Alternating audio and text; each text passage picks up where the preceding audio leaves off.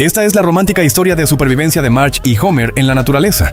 Homer y Marge quedan atrapados accidentalmente en un bosque. Estamos empapados y hace frío. Debemos arreglar eso ahora. Hagamos una fogata. Homer demuestra una inteligencia que casi nunca muestra. ¿De dónde aprendiste eso? ¿Recuerdas esas cartas que decían que nuestro teléfono se inflaría y estallaría? Ah, sí, seca. Y el siguiente paso será llegar a la carretera. Marge intenta encontrar una salida.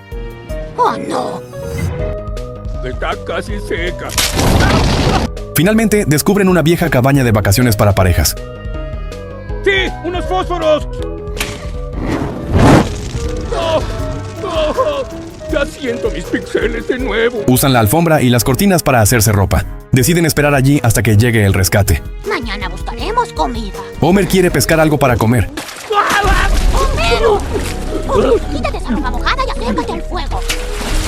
Oh, tengo medias de red. ¡Ay, no! ¡Tienen una abertura! ¡Ven aquí! ¡Que vaya a cobarde! ¡No dejes que se escape! Abrazo de grupo.